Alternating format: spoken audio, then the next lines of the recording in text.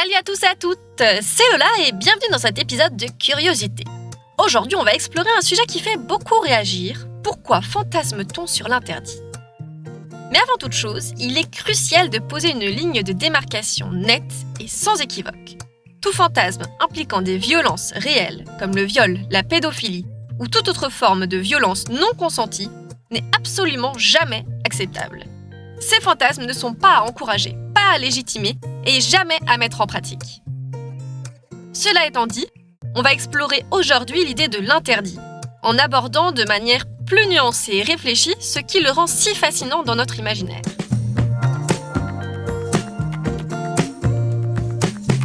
Curiosité par Sexy Avenue.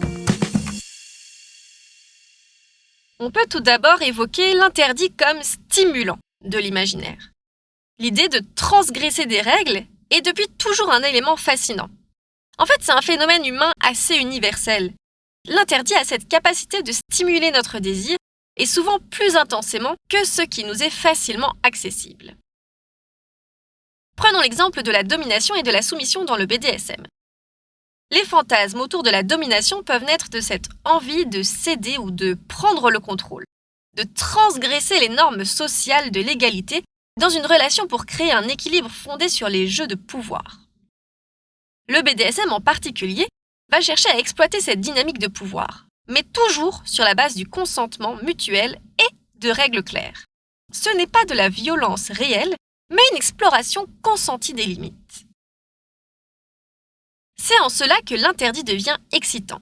C'est un terrain où on cherche à repousser nos limites tout en maintenant un cadre de sécurité, avec des règles qui permettent à chaque partie de savoir où se trouvent les frontières.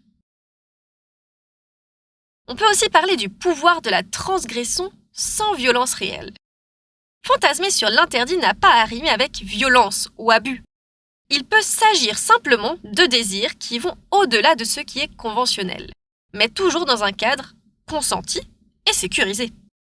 Prenons par exemple les jeux de rôle, où l'un des partenaires adopte un rôle d'autorité, comme un policier et son prisonnier, ou alors un chef et son employé. Ces scénarios, bien que jouant avec la notion d'interdit, ne comportent aucune forme de violence réelle. Le fantasme ne repose pas sur la volonté d'imposer une domination violente, mais bien sur l'idée de revendiquer une posture de pouvoir temporaire et convenue. C'est cette dynamique qui fait naître l'excitation, la transgression des rôles sociaux établis, tout en restant dans un cadre respectueux et conscient des limites de l'autre. On a aussi l'interdit et l'attrait du tabou.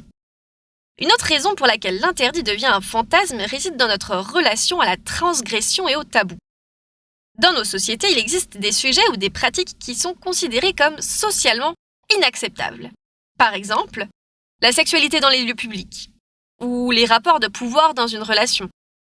L'attrait pour ces tabous se nourrit en grande partie de cette idée de détournement ou de rébellion contre l'ordre établi, ce qui peut être particulièrement excitant.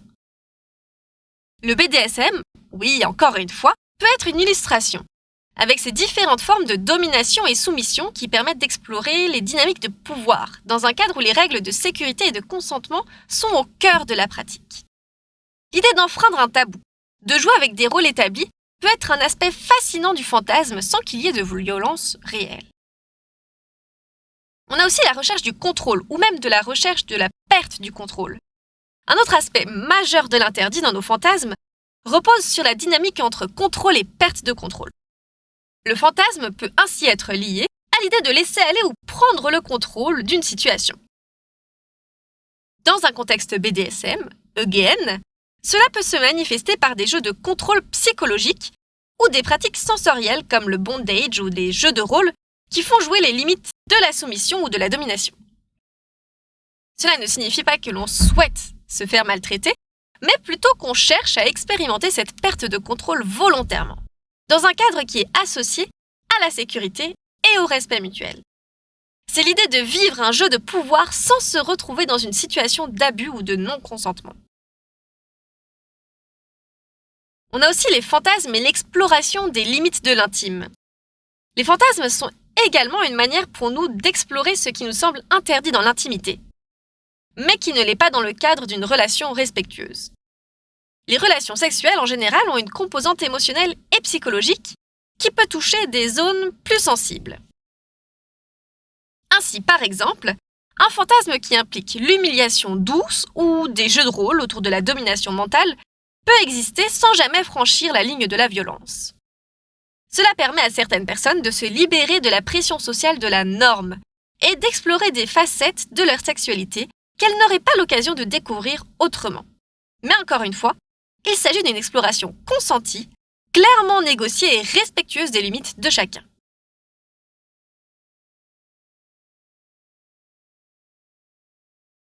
En conclusion, il est important de comprendre que le fantasme sur l'interdit peut être lié à l'envie de transgresser des règles ou de jouer avec les limites de ce qui est socialement accepté.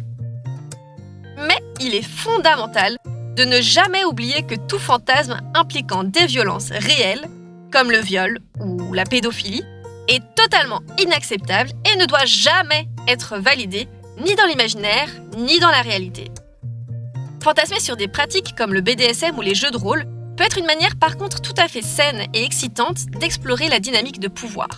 Mais ça doit toujours être consenti, réfléchi et respectueux des limites des partenaires. Le respect des règles du consentement et de la sécurité est la clé pour que l'imaginaire reste un terrain de plaisir et de découverte sans jamais empiéter sur la réalité de la violence. Alors si vous avez aimé cet épisode de Curiosité, je vous invite à nous laisser 5 étoiles et à nous suivre sur tous les réseaux sociaux. Donc on est Sexy Avenue et vous pouvez nous suivre sur Instagram, TikTok, YouTube, Facebook, BeReal, Threads, X, etc., etc. Vous pouvez aussi faire un petit tour sur le site internet de Sexy Avenue pour trouver un nombre incalculable d'objets pour répondre à tous vos désirs. Je vous dis à la semaine prochaine et n'oubliez pas, pas de pression, que de la passion. Ciao!